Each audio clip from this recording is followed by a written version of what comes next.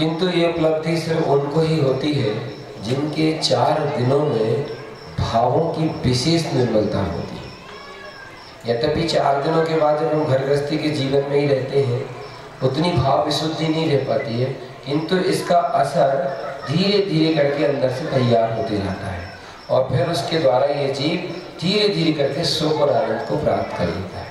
अभी श्रद्धेय किरण दीदी की तत्व चर्चा सुन रहे थे हम लोग, और उनकी तत्व चर्चा में एक बात बार बार आ रही थी, बहुत बार आ रही थी, और वो बात ये थी कि वास्तव में ये जीवन जो मिला है इसका एक समय निश्चित है। हम इस बात को भूलें ना। ये बात हम अपने घर में भी एक लेमिनेशन के माध्यम से टांग के रखें और उसमें लिखें कि जो जीवन मिला है उसका एक अंत है। क्या मालूम कि इस आदमी को शुरुआत दिखती है, अंत दिखता ही नहीं। हर चीज में शुरुआत देखता है, अंत को देखता ही नहीं है। और अंत अगर देख लेना तो शुरुआत जो चल रही है वो अच्छी चलने लगेगी। जैसे मान लो कोई भोजन लुलू भी भोजन करता है, तो भोजन करते समय जब उसकी भोजन की शुरुआत होती है, बहुत स्वादिष्ट भोजन है, ऐसा सोच के उसकी शुरुआत कर बैठता है, तो शुरुआत तो देखता है और शुरुआत के चक्कर में वो अंत नहीं देख पाता है और अंत उसका खराब हो जाता है। ऐसे ये मनुष्य भी जो है ये शुरुआत में देखता है बचपन, उसके बाद देखता है जवानी, फिर प्रौढ़ अवस्था, फिर बुढ़ापा, फिर मृत्यु। मगर अब ऐसा नहीं हो रहा भैया, ये सब लोग सुन लो ध्यान से। अब ऐसा नहीं हो रहा है भोले चेतन, ध्यान रखना, मैं जो कह रहा हूँ वो बिल्कुल सत्य है, कटु सत्य है, चाहो तो लिख के ले लो।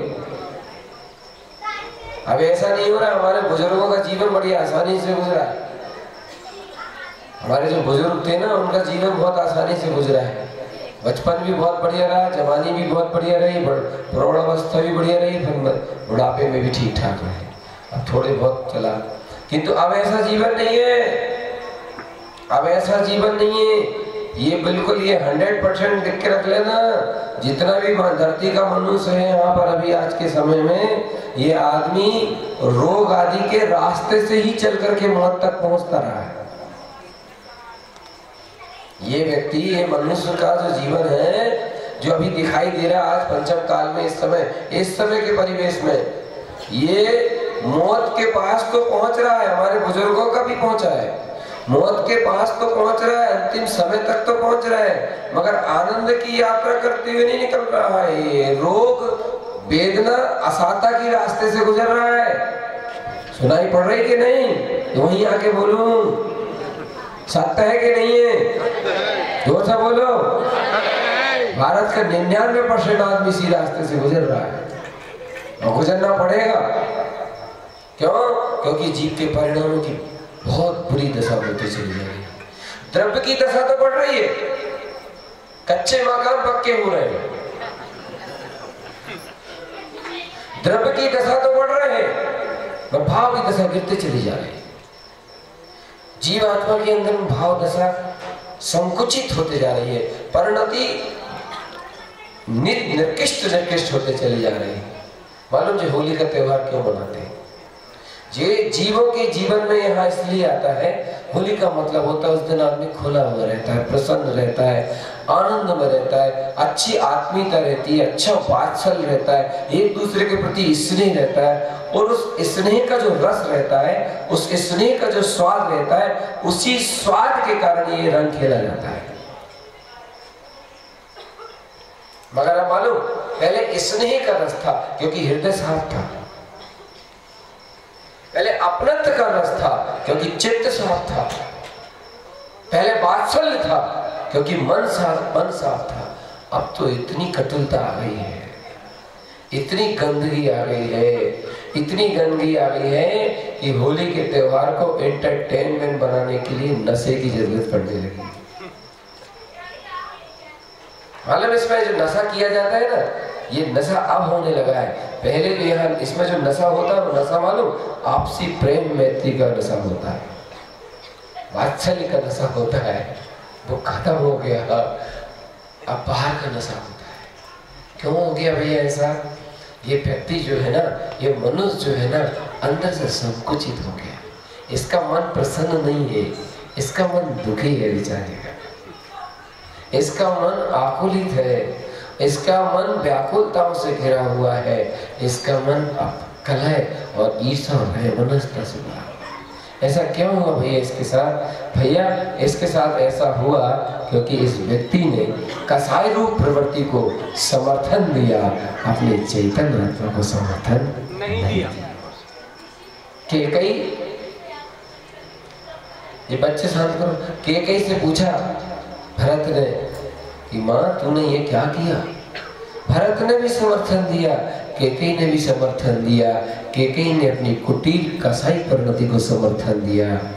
उससे दूसरों का जीवन बर्बाद नहीं हुआ, उसका ही जीवन बर्बाद हो गया। क्योंकि हमारे साथ जो भी अनिष्ट होता है, भैया ध्यान रखना मेरी बात, हमारे साथ अगर तनिक सा भी अनिष्ट होता है, तनिक सा भी गलत होता है, किसी भी प्रकार से होता है, तो उसमें सामने वाले का नहीं, हमारे ही कर्म का उदय होता है। इस बात को मानना ही पड़ेगा, मानना ही पड़ेगा, मानना ही पड़ेगा। इस संसार में जितनी भी व्यवस्थाएं बनती है वो पुण्य और पाप के उदय से बनती है। लंगड़ी लूली संतान पैदा होती है, इसमें किसका कर्म का होता है बताइए? किसने किया ऐसा? कौन ने किया ऐसा? ये अपने परिणामों का फल होता है। इसलिए भैया अपनी कसाई रूप प्रवृत्ति को खत्म करें, ज्ञायक भाव की जागृति करें। पंडित जी आपको किसने कह दिया हमको कसाय है? भैया निज आत्मा की रुचि ना होना ही तो कसाय है। नहीं हम तो बहुत अच्छे रहते हैं, लड़ते झगड़ते थोड़ी है। भैया आप मन बाहर से तो नहीं लड़ते, मगर विकल्पों से तो लड़ते रहते हो।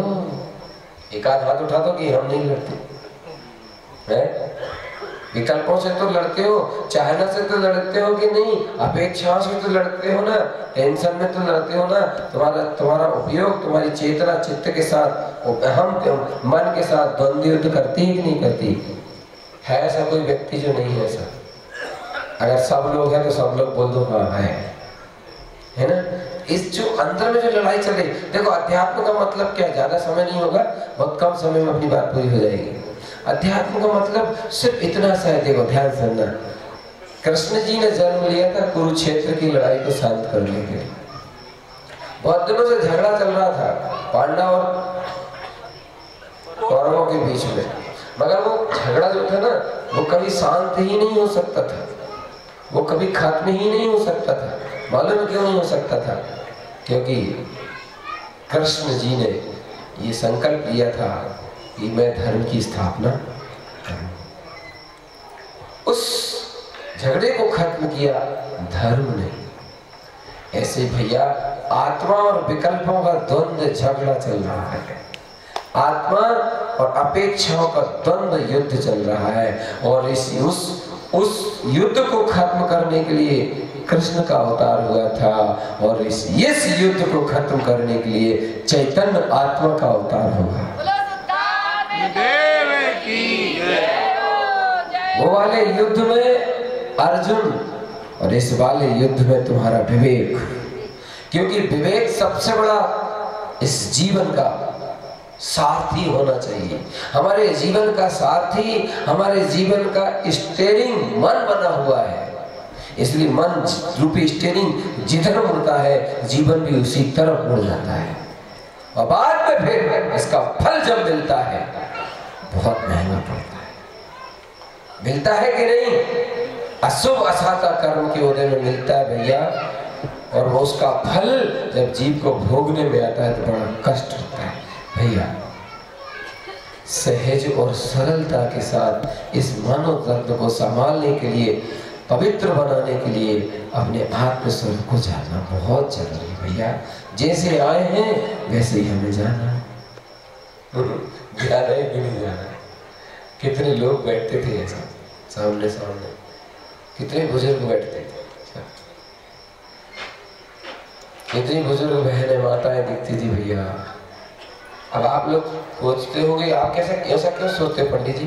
क्या है, शरीर का जन्म यहाँ हुआ है ना, तो जब जब अमरवाड़ा आते हैं ना तब तब ये चीज दिखती है, तो थोड़ा आश्चर्य ये सब होता है। जब जब अमरवाड़ा आते, मुँह नहीं आता क्या? पंडित जी को मुँह आता होगा है ना, मोह नहीं आता हमको ये दिखता कि ये कैसा स्वरूप है, कैसा स्वरूप है, कैसा वस्तु की व्यवस्था है। और ये वस्तु की व्यवस्था और ये स्वरूप को देखने के बाद भी ये जीव कितना अंधा है। और ये अंधा होकर के किसी दूसरे का घात नहीं कर रहा है, ये खुद का ही घात कर रहा है, खुद का ही बिगाड़ कर रहा है। थोड़ा सा समय भैया, ये 4 दिन का समय मिला है, 4 दिनों के बाद ये देशना चली जाएगी। जितनी हो सके उतनी भाव विशुद्धि का मार्ग बनाए और भाव शुद्धि करने का मार्ग प्रशस्त करें और अपना कल्याण का मार्ग बनाए। कल का दिन भी है, परसों का दिन भी है, नरसों के दिन तो तिलक है, तो वो तो आप तिलक बाहर की प्रभावना है, वो तो होगी होगी, मगर ये निश्चय की बात जो है वो बन जाए और हमारा काम सिद्ध हो जाए, ऐसी हमारी अपेक्षा है। और एक बात और बताइए, आप लोग आयोजक परिवार का व्यवहार निभाने तो नहीं आते हैं ना? ये बच्चू भाई का कार्यक्रम वो घरों घर कहने के लिए गए थे तो चले हैं, बोलो ना, इसीलिए आते हैं। देखो ये सही सही बता दो, अगर इसलिए आते तो हम इतनी मेहनत काहे के लिए करें?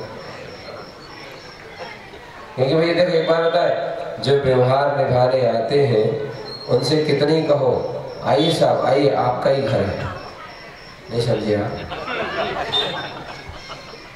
है जो पड़ोसी आता है ना, अपन क्या बोलते हैं, आइए आइए आइए, आपका ही घर है, आपका ही घर है, कितना ही बोलो आप, और वो भी कितनी बार मुस्कुराए, हाँ हाँ ठीक है, हाँ हाँ ठीक है। ना वो घर उसका हो सकता, क्यों? क्योंकि वो व्यवहारी है। क्या कौन है वो?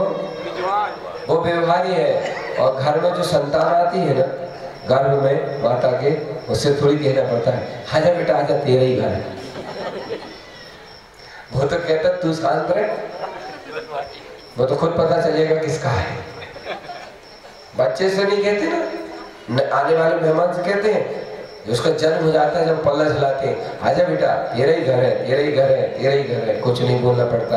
वो खड़े होकर बोलता है मेरा घर है, तू बाहर चल। वो निश्चय है ना, क्योंकि गर्भ में जो आता है घर उसका होता है, बाहर से जो आता है वो बाहर की बाहर चला जाता है, वो व्यवहार होता है। हृदय में जो आता है वो निश्चय होता है, कानों से सुन के क्रिया मात्र कर देता, सो व्यवहार होता है।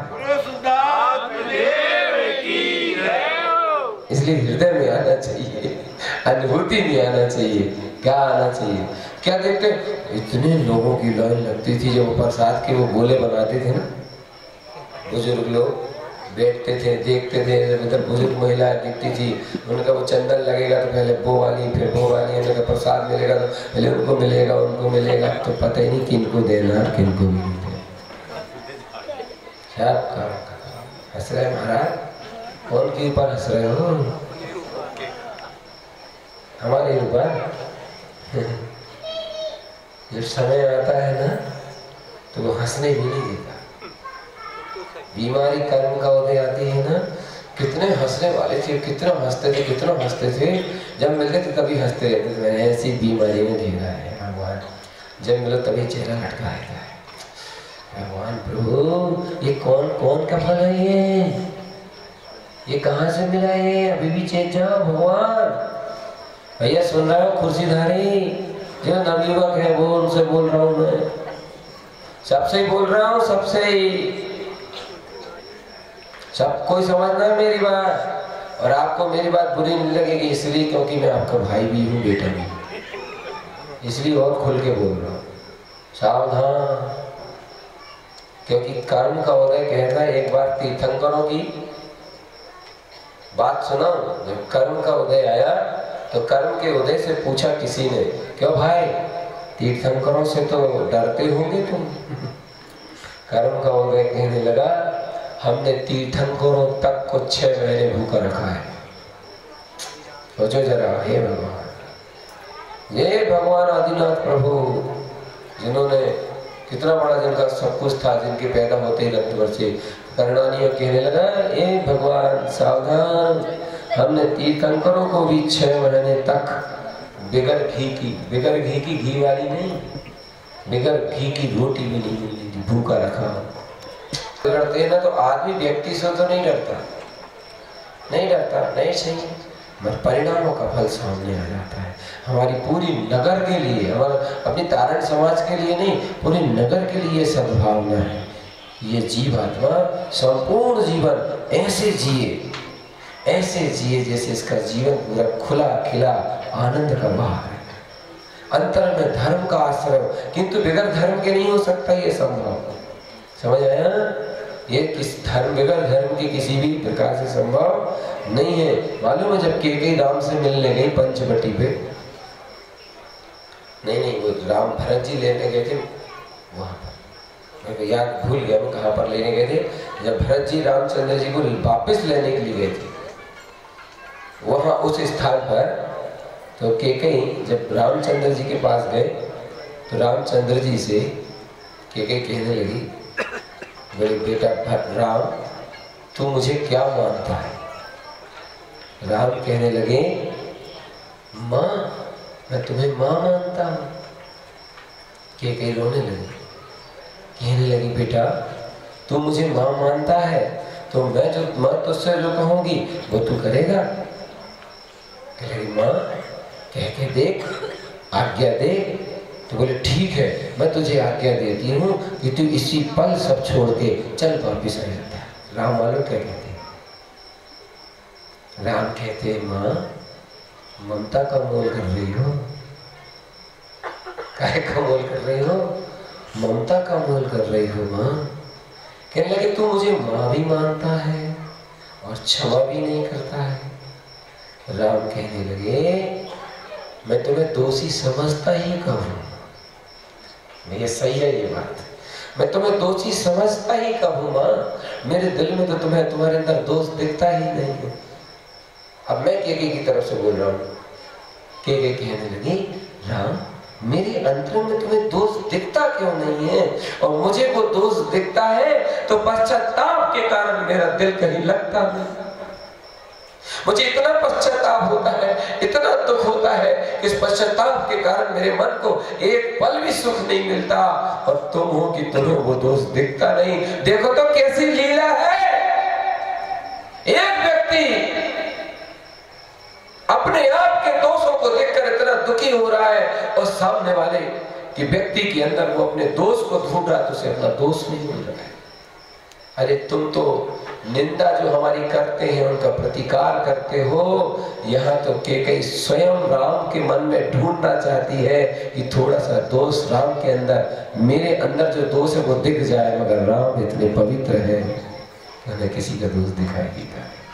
याद रखना जिस दिन तुम्हें तुम्हारे ही प्रति उपसर्ग करने वाले व्यक्ति के प्रति कोई दोष नहीं दिखेगा, उस दिन वो व्यक्ति तुमसे ज्यादा दुखी हो जाएगा। क्योंकि तुम दुखी तब होते हो जब तुम्हारे अंदर में कर्तव्य का परिणाम पैदा होता है और कर्म का विचार ना होके दोषारोपण की बुद्धि पैदा होती है। और दोषारोपण की बुद्धि सामने वाले को नहीं, खुद को दुखी करती है। कैकेयी पूछती है हे राम मेरे दुख का कारण बताओ क्या है? तो कैकेयी कहती है बोली माँ तेरे दुख का कारण सिर्फ इतना है कि जो तू देखती है वो मुझे नहीं दिखता और जो मैं देखती हूँ वो तुझे नहीं दिखता। जो मैं देखता हूँ वो तुझे नहीं दिखता। तुम्हें क्या दिखता है? मुझे ये दिखता है कि जो भी हो रहा है पुण्य पाप के उदय से हो रहा है। भला होता है तो अपने कर्म से होता है, बुरा होता है तो अपने कर्म से होता है। परिणामों से जीव सुखी और दुखी होता है, खाली आता है, खाली चला जाता है। ये सत्य मेरी दृष्टि में बैठा हुआ है, ये सत्य मेरी आत्मा में बैठा हुआ है और ये सत्य मुझे दिख रहा है। ये सत्य तुझे नहीं दिख रहा है, इसलिए तेरा जीवन दुखी है। सुन रहे हो भगवान? बोलो ना। सत्य को जो सदा देखता रहेगा वो वनवास में रहकर के नहीं मुस्कुराएगा। और जिसकी नजरों में सत्य नहीं होगा, सत्य स्वरूप नहीं होगा, सत्य का साक्षात्कार नहीं होगा, वो व्यक्ति महलों में रहने के बाद भी दुख का ही अनुभव करेगा। क्योंकि सुख का आधार भौतिक वस्तु नहीं है, सुख का आधार आपकी सम्यक चिंतन और सम्यक सोच है। श्री गुरु महाराज से भी पूछा था सुख कितने प्रमाण का होता है, तो गुरुदेव ने उत्तर दिया था ज्ञान के प्रमाण सुख होता है और अज्ञान के प्रमाण दुख होता है, तुम्हारे घर का फर्नीचर कितना अच्छा है, सुखी होने के लिए ये बात नहीं है, तुम्हारे दिल का फर्नीचर कितना अच्छा है, सुखी होने के लिए ये बात है।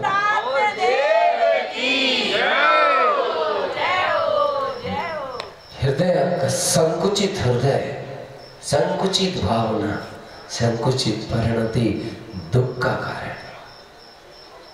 सुखी रहने के लिए एक मंत्र है और वो मंत्र ये है, मैं चेतन तत्व, मेरा किसी से कोई दोष नहीं। के रोने लगी, रोते रोते जाने लगी। राम कहते लगे, हे माँ दुखी मत हो, तुमने मुझे जंगल नहीं भेजा है, मेरे कर्म ने मुझे जंगल भेजा। मैं क्या करूं जिससे मुझे सुख मिल जाए? तो वो कहते हैं, तुम्हें कोई कुछ कहता तो है नहीं कि तुमने ऐसा अपराध क्यों किया, तुम्हें कोई दोषारोपण तो करता नहीं माँ, फिर तुम दुखी क्यों रहती? बोले, मेरा दोष ही मुझे दिखता है। भैया एक उपाय और बताते हैं और अच्छे से समझाते हैं। अब इतना जीवन चला गया है, अब जो जीवन रह गया उसको अगर सुखद बनाना है ना अपने को, तो एक प्रक्षालन रोज किया करो। रोज ऐसी एक भावना किया करो कि हे प्रभु, मैं सदा नितात्मा की भावना भाता हूँ, और मेरे जीव से, मेरे हृदय से, मन वचन काय से मुझसे जो अपराध हो गया हो, जो त्रुटि हो गई हो, मैंने अज्ञान नशा में, क्रोध से, अहंकार से जो कर्माश्रय बंद कर लिए प्रभु, उनका क्षय हो और मेरी आत्मा की शुद्धि। ऐसे कर भाव से कर लिया करो भैया, कर लिया करो। क्योंकि यहाँ पर कहते हैं, कभू आप भयो बलहीन सब लनि कर खायो अति दीन।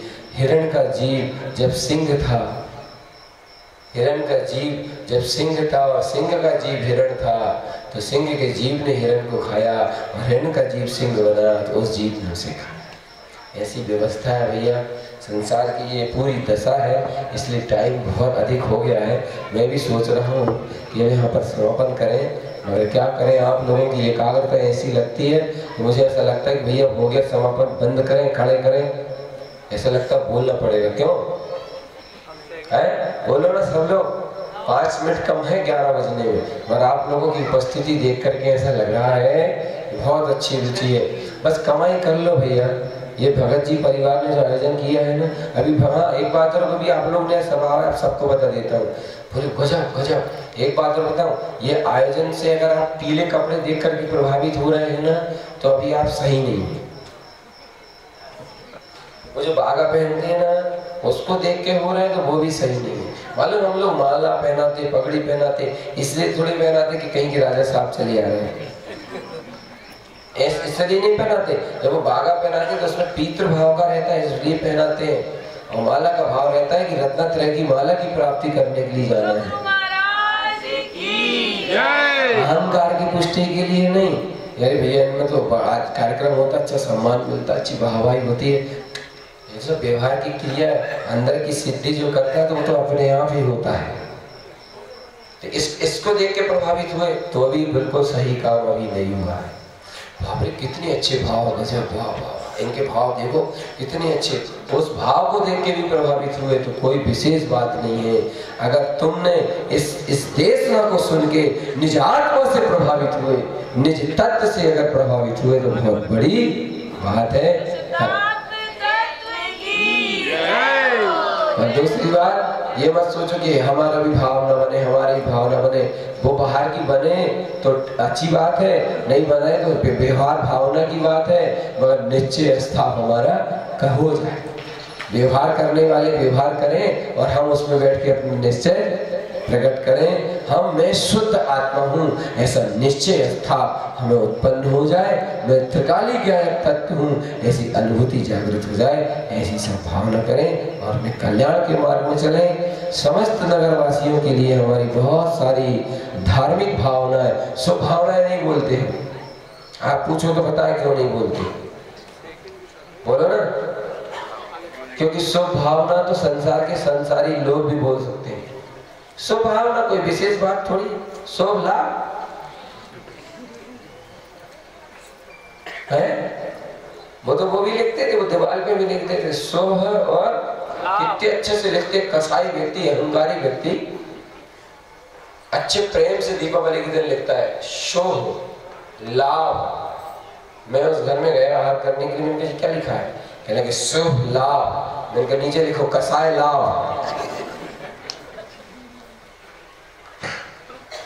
इसलिए बहुत अच्छे से धर्म लाभ, काय का लाभ। जितने लोग भी नगर के हैं जो इस माइक के माध्यम से सुन रहे हैं, यहाँ जो चर्चा होगी न जाति की, न संप्रदाय की, न क्रियाओं की, तत्व चर्चा होगी आत्मा की, नर से नारायण बनने की, आत्मा से परमात्मा होने की। और उसके दो रास्ते होंगे, सीधा सीधा श्रद्धान करके जो चीज निज में पहुंच जाए अति उत्तम। पहले तो वही मार्ग बताया जाएगा। ये मार्ग में अगर जीव नहीं पढ़ पाया, अनुमोदना का रास्ता, आराधना का रास्ता, भावना का रास्ता, इन रास्तों के माध्यम से हम ऐसी उत्कृष्टता को प्राप्त करेंगे। बिल्कुल भी बेहिचक इस शुद्ध देशना में सम्मिलित होए, इस वाणी को समझें। मगर हर जाति के लोगों की क्रिया अपनी अपनी है, पूजा पद्धति अपनी अपनी है। पूजा पद्धति बाहर की क्रियाओं से किसी प्रकार का कोई संबंध नहीं है।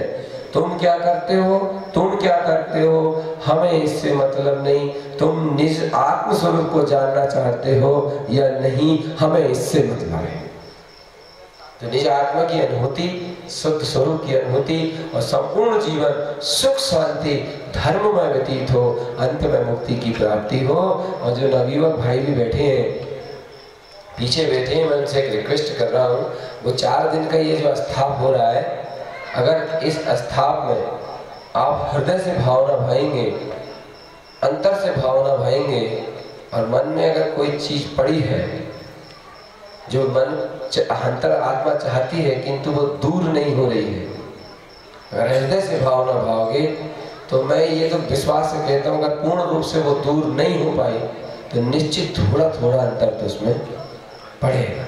महिलाओं से भी, ये आपके पारिवारिक जीवन में जो तनाव होता है, कसाय होती है, भड़काऊ बातें हो जाती है, आग लगाने जैसे काम हो जाते हैं। क्योंकि विश्व में अगर पूरे संसार में अगर झगड़े में रिकॉर्ड बनाया है तो नहीं, महिलाओं का ही हाथ है। रामायण में चलो तो सीता, क्योंकि उन्होंने वो मृगमारी जी का देखा, राम जी ने समझाया, बोले शांत रहो, वो मृग माया भी मृग है, बोले नहीं वो तो तुम लेके आओ। और महाभारत में चलो तो बोलो ना, रावण के पास देखो तो शूर्पणखा। इसलिए महिलाओं के हाथ में घर को स्वर्ग बनाना भी है और घर को नरक बनाना भी है।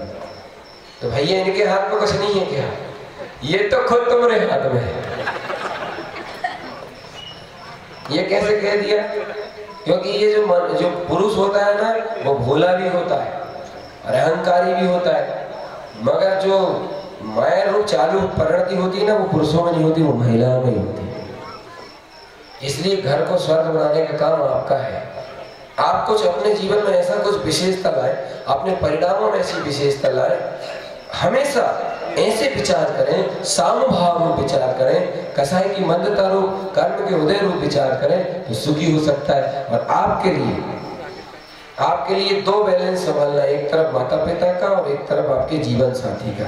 ऐसा काम मत करना कि एक को ही मुख्य कर दो और दूसरे को बिल्कुल गौण कर दो। दूसरे को हाथ देना, जो जीवन साथी है उसको हाथ देना, और जो तुमसे बड़ा है उसको हृदय देना, उसे अपना पद है। तो इससे हम सुख से रह सकते हैं। और हर समय घर में, पारिवारिक जीवन में कोई बात आती है, एक मंत्र ध्यान रखना। पंडित जी तक बैठ के बोल रहे हो, हमें मालूम है, हमारे पास घर में चल के देखो, देखे खता तो क्या पता तुम्हें, तुम्हारे आगे नाथ तुम्हारे नाम से अब नहीं बोलेंगे, है भैया? ऐसा कुछ भी नहीं है, ये खता सबको ही है। वो खता इतना है, ऐसा है, किसी को देखता है, किसी को नहीं देखता है। पंडित जी तुम्हें भी है क्या? भैया किसी को नहीं, जो मुक्त हो गया है उसे। हाँ ये है कि किसी को बड़ा है, किसी को छोटा है, किसी को बिल्कुल ही छोटा है, मगर है जरूर। बस ऐसी भावना है, ये जिनवाणिमा का ज्ञान, ये जिनेन्द्र भगवान की देशना सबके हृदय उतर जाए, सब भव जीव भगवान की देशना सुन के अपने कल्याण के मार्ग में चले जाएं और अपने जीवन को सुखी बना लें। इसीलिए हम पूरे मन से यहीं से सबके लिए सद्भावना करते हैं, खूब खूब सद्भावना है। और देखो भैया, सद्भावना अगर मिले तो समझ लेना अच्छे लक्षण है, दुर्भावना मिले तो बुरे लक्षण है। कल बताएंगे इसके बारे में। ये सद्भावना है, खूब आनंदमय समता भाव में जीवन व्यतीत करें। नगर के जितने लोग भी इस वाणी को सुन रहे हैं, आप आए इस मंच, इस इधर बैठे और यहाँ जब बैठे तो ये सोच के ना बैठे कि ये जैनियों का कार्यक्रम है। ये जैनियों का नहीं, प्राणी मात्र का कार्यक्रम है। इसलिए ये जीव के कल्याण के लिए है। आपको वर्तमान जीवन से सुखी कैसे रहे, मानसिक तनाव से कैसे बचें, आध्यात्मिक उन्नति कैसे हो, शुद्धात्मा की अनुभूति कैसे, ऐसा संवाद प्रशस्त होगा। सभी हाथ जोड़ लीजिए, सामूहिक प्रार्थना करेंगे। मैं बोलूंगा, आप दोहराइएगा। हाथ बंद कर लीजिए, आंख बंद कर लीजिए और हाथ जोड़ लीजिए। हे परमात्मा।